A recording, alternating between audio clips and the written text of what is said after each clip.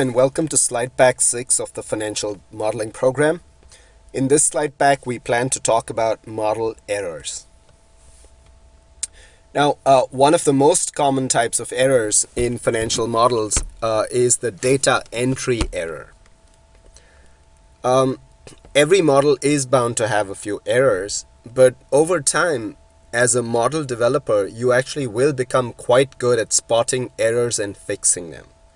Now, when you're reconstructing historical financials, you're essentially putting in data for the income statement, the balance sheet, the cash flow, multiple line items for multiple years, maybe multiple quarters. It's very easy to make a data entry typo. Even if you're very careful, you could end up making quite a few data entry typos. If you're working under the gun, under tight deadlines, even more reason, you might be sleep deprived if you're working in an investment bank or something. So data entry errors happen. But the good news is there is a simple way in which you can avoid data entry errors, especially when we are talking about financial statements. And that is very simply by embedding simple addition, subtraction, multiplication formulas within your historical data entry section.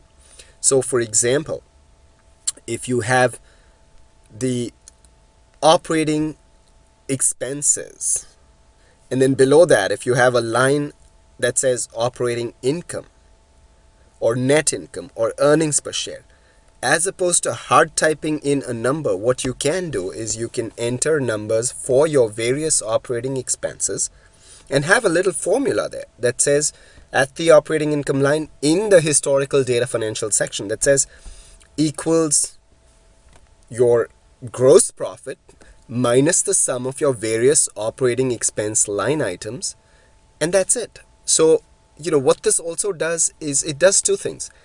A, you don't have to stick in a number for the operating income.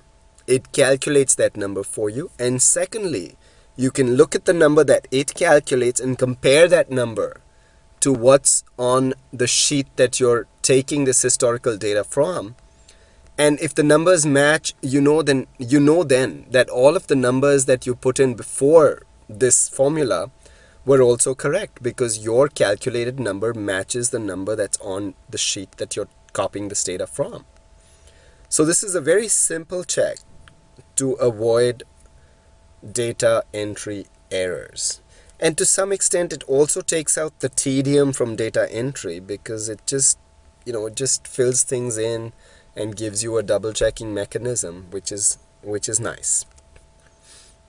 Now, formula errors are also very common. So watch for parentheses, watch for where you stick in the divide by or where you put in the to the power of in Excel formulas. So for example, 1 plus r in parentheses divided by 0.15 is not the same as 1 plus r divided by 0.15 with the whole thing in parentheses. So these are simple things that people take for granted or sometimes just skip in the rush of things inadvertently. Very good modelers do this too. They're in a rush and sometimes they just sort of have something in their mind but end up typing something else. So, watch for your formulas, and once the formula calculates a value, just eyeball that value and say, does that seem reasonable or does that seem off? So, you can do things like that.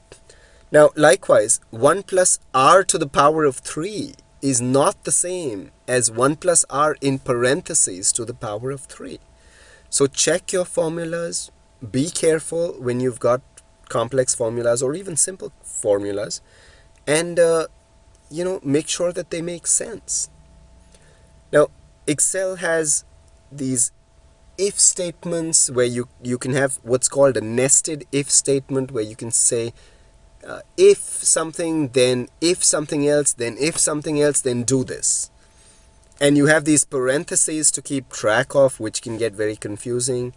But break that formula down into little chunks if you have to, and sum them up, or stick them back in the formula. But just be careful with your formula errors. Now,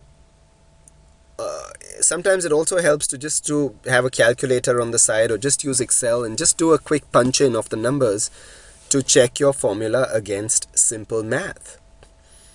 And like it says, some Excel formulas have tricky parameters, such as the NPV formula has something called a type, where you must know whether you should put in a 0 there or a 1 there. And if you don't know, or if you're confused about it, Excel has reasonably good help features that you can go to and use. So I'd highly encourage you to use Excel's help features whenever you're in doubt. Break long formulas into simple steps, and as needed, add these steps to give you your larger formula.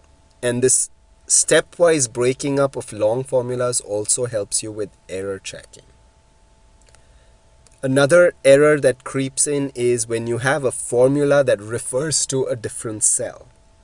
So for example, if you're doing a DCF and you have a cell that has the interest rate or the discount rate, then it's very common to sort of copy formulas across a row or a column and have them refer to the incorrect cell. So what you can do here is use Excel's absolute reference to lock in either a row or a column or both.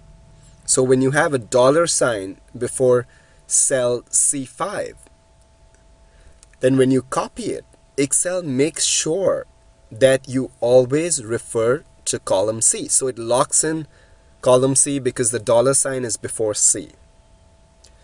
If you have $C, $5, Excel will always refer to column C and row 5, that one particular cell. So when you have a single thing like the discount rate, it's good to just lock it in with a $C, $5 equivalent, so that you know in all of your formulas as you do your copying that it's always going to refer to the right cell.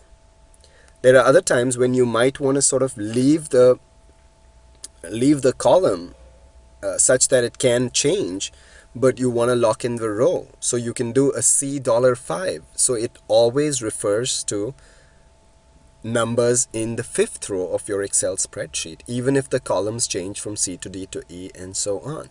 So as an Excel modeler, make sure and spend time to be very, very comfortable with the use of absolute references, because this will help you minimize errors. Now you can either manually go in and stick in the dollar sign, or Excel has this pretty neat F4 toggle function. So when you're in the formula and you press the F4, you must try it. It'll toggle through dollar signs in front of the row, in front of the column, and then you can just pick whatever you need and press enter. Also, you must know which formula to use, because Excel gives you a fair number of formulas that are sort of similar to each other but are not exactly the same.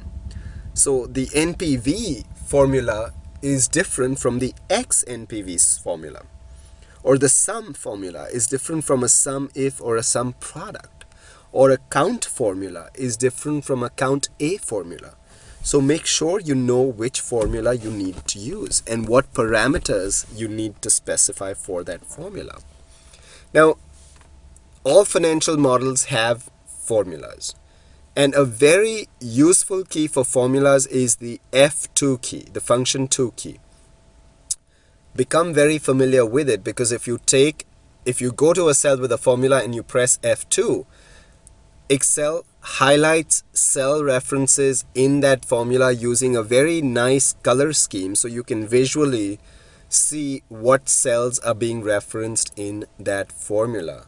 So it makes visual checking of your cell references very easy. So use Excel's F2 formula to your advantage. And it really will help you make sure that you do not mess up your formulas. Now, it's also very important to be patient when you're building out your model. Do not try and speed it up too much, because you will end up making mistakes and you might waste more time fixing your errors over the long run. So slow and steady is the way to go. Even if you're under time pressure, take it slow, take it steady, check your work and get it right the first time. Ranges. Excel, another handy feature, allows you to name and define ranges. So as opposed to typing in something that's 1 plus C5 to the power 4, where your cell C5 carries a interest rate value or a discount value, name that cell. Call it interest rate or discount rate or whatever. And then when you write that formula, Excel will automatically stick in the name of that cell in your formula. So if someone's going through your spreadsheet, they will just automatically see that, oh, this is a formula that refers to the interest rate. And, it saves everyone the time of having to figure out, now, what did we have in cell C5 again? Was that interest rate or was that something else? So try and use names for ranges, names for cells, and it'll really increase your efficiency, and it'll make troubleshooting much easier, and it'll make you have fewer errors as you build your model. Now, what I've shown here is a very simple example. If you look at cell B6, it has a value of $1,704 or $1,704, and on the top left of the left-hand side little Excel graphic, you'll see that it says B6.